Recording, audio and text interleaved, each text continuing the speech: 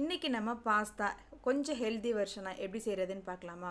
அதுக்கு வந்து நான் இன்றைக்கி மஞ்சள் பூசணி தான் எடுத்திருக்கேன். அதை ஒரு குக்கரில் சேர்த்துக்கிறேன். ஒரு 1/4 கிலோ அளவுக்கு மஞ்சள் பூசணி சேர்த்துருக்கேன். அது கூட 4, 5 பல் பூண்டு, ஒரு பெரிய வெங்காயம், அது கூட வந்து 4, 5 முந்திரி பருப்பு சேர்த்துட்டு இது மூழ்கிற அளவுக்கு தண்ணி சேர்த்து 1 ஸ்பூன் அளவுக்கு உப்பு சேர்த்து குக்கரை மூடி ஒரு 4 விசில் வேக வச்சு எடுத்துக்கோங்க. இந்த பம்கின் நல்லா குழைய வேகணும். ஒரு பக்கம் வந்து பாஸ்தா வேக வச்சுக்கலாம். அதுக்கு தண்ணி வந்து நான் அடுப்பில் வச்சுருக்கேன். அது கூட கொஞ்சமாக உப்பும் எண்ணெயும் சேர்த்துட்டு 2 கப் அளவு பாஸ்தா சேர்த்துருக்கேன். இது அப்படியே ஒரு பக்கம் வேகட்டும். இப்போ 4 விசில் வேக வச்சு எடுத்துட்டு நல்லா இந்த அளவுக்கு குழைய வேகணும். அதுக்கப்புறம் இந்த தண்ணியை வடித்து எடுத்துக்கலாம். இந்த தண்ணி வந்து நம்ம வேஸ்ட் பண்ண வேண்டாம். அது வந்து நம்ம சாஸ்க்கு வந்து யூஸ் பண்ணிக்கலாம். இப்போ வந்து அந்த பம்கின் நல்லா ஆற வச்சுட்டு அதை மிக்ஸி ஜாரில் சேர்த்து நல்லா பேஸ்ட்டாக அரைச்சி எடுத்துக்கோங்க.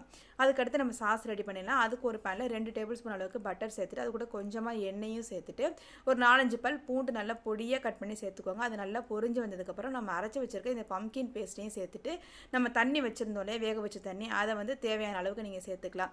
அதுக்கப்புறம் உங்களுக்கு தேவையான அளவுக்கு நீங்கள் வந்து உங்களுக்கு ஃப்ளேவருக்கு என்ன பிடிக்குமோ அந்த மாதிரி வந்து நீங்கள் ஃப்ளேவர் சேர்த்துக்கலாம். நான் வந்து இன்றைக்கி ஆரிகனோவும் சில்லி ஃப்ளேக்ஸும் சேர்த்துருக்கேன்.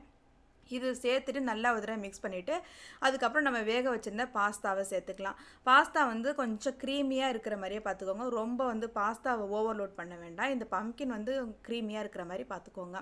உங்களுக்கு தேவையான அளவுக்கு தண்ணியும் நீங்கள் வந்து வேக வச்ச தண்ணியை சேர்த்துக்கலாம். உப்பு வந்து பார்த்துட்டு அட்ஜஸ்ட் பண்ணி சேர்த்துக்கோங்க.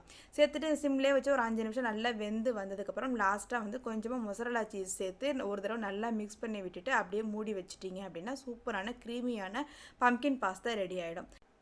இதை வந்து கொஞ்சம் சூடாகவே சர்வ் பண்ணுங்கள். நல்ல சூப்பர் டேஸ்டியாக இருக்கும். நீங்கள் சர்வ் பண்ணும்போது தேவைப்பட்டால் வந்து கொஞ்சம் ஆரிகனோவும் சில்லி ஃப்ளேக்ஸும் போட்டு கொடுங்க. ரொம்ப சூப்பராக டேஸ்டியாக இருக்கும். சின்ன பிள்ளைங்க சாப்பிட்றாங்க அப்படின்னா லாஸ்ட்டாக எந்த ஃப்ளேவர் எதுவும் தேவையில்லை. நம்ம டேரெக்டாக அப்படியே கொடுத்துடலாம். நம்ம பாஸ்தா கொடுத்த மாதிரியும் ஆயிடுச்சு, ஹெல்த்தியாக சாப்பிட்ட மாதிரியும் ஆயிடுச்சு.